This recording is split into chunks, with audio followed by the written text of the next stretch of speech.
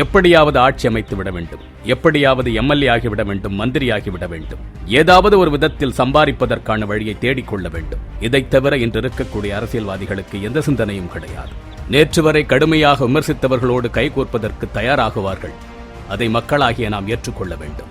எதிரெதிர் துருவங்களில் இன்று 50 ஆண்டுகளுக்கு மேலாக சண்டையிட்டுக் கொண்டவர்கள் எல்லாம் கைகோர்ப்பதற்கு தயாராகுவார்கள். நாம் எந்த கட்சிக்கு எதிராக வாக்களித்தோமோ அந்த கட்சியோடு கைகோர்ப்பார்கள். அதையும் நாம் ஏற்றுக்கொள்ள வேண்டும். மக்கள் நலமோ, மக்களை பற்றிய சிந்தனையோ, எதிர்கால தமிழகத்தின் சிந்தனையோ எதுவும் மனதில் இருக்காது. பதவி வெறி, பணவெறி, அதிகார வெறி மட்டுமே அவர்கள் சிந்தனையில் இருக்கிறது. இவர்கள் அரசியல்வாதிகள், குறிப்பாக தமிழகத்து அரசியல்வாதிகள்.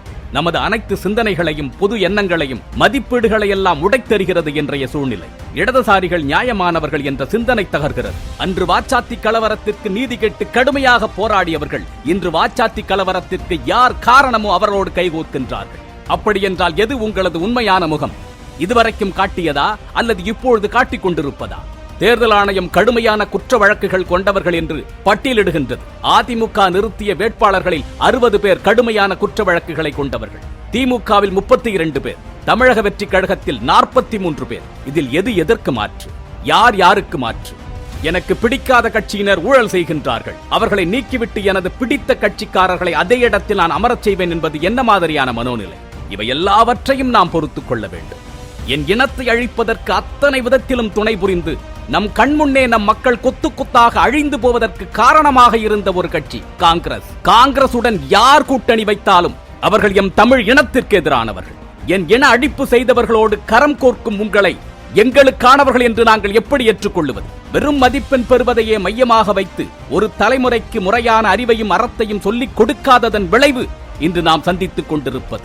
எதை வேண்டுமானாலும் இந்த நாட்டில் செய்துவிட்டு தேர்தல் என்று வரும்பொழுது ஓட்டை பெற்றுவிட முடியும் என்ற சிந்தனை அவர்களுக்கு எங்கிருந்து வந்தது? தேர்தலுக்கு முன்பாக ஒரு பேச்சு, தேர்தலுக்கு முன்பாக ஒரு கொள்கை கோட்பாடு, தேர்தல் முடிந்த பிறகு ஒரு சந்தர்ப்பவாத கொள்கை கோட்பாடு, அதை நியாயப்படுத்தும் விதத்திலான சிந்தனைகளை விதைப்பது என்ற துணிச்சல், தைரியம் அவர்களுக்கு எங்கிருந்து வருகிறது?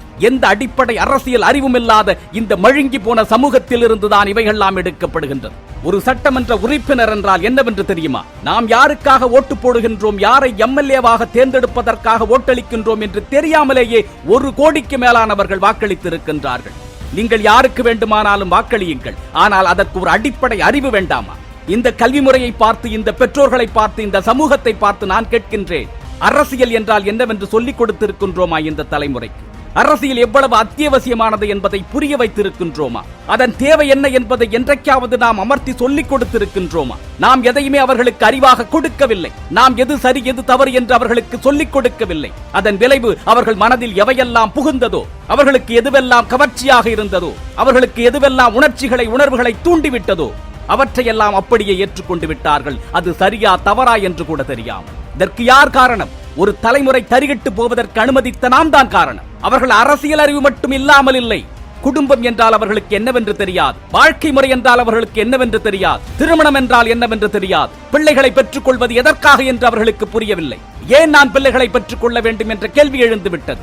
இனிமேலாவது திருந்துங்கள். ஒரு தலைமுறை சீர்கெட்டு விட்டது. இன்று தமிழ்நாட்டின் அரசியல் களம் சின்னாபன்னமாகி சீரழிந்து போய் கொண்டிருப்பதற்கு காரணமே எது சரி எது தவறு, எது அறம், எது நல்லது, எது கெட்டது என்று புரியாமல் வளர்ந்துவிட்ட இந்த தலைமுறைதான். போனவர்கள் போகட்டும், இனி வளரக்கூடிய தலைமுறையாவது முறையாக வளர்த்தெடுக்க வேண்டும் என்று கவனம் செலுத்துங்கள். அதற்கான உங்களது பங்களிப்பை வழங்குங்கள். அறமற்று போய்விட்ட இந்த சமூகத்தில் மறுபடியும் அறத்தை மீட்டெடுக்க வேண்டும் என்ற உயரிய நோக்கத்திற்காக அறத்தமிழன் பேரியக்கம் அறத்தின் குரல் என்ற நிகழ்ச்சியினை தமிழகம் முழுவதும் நடத்த திட்டமிடுகின்றது. இதில் எந்த அரசியல் பின்புலமோ, சாதிய மதம் சார்ந்த பின்புலமோ கிடையாது. 100% அறத்தை மீட்டெடுக்க வேண்டும். அறமாக இந்த சமூகம் தழைக்க வேண்டும்.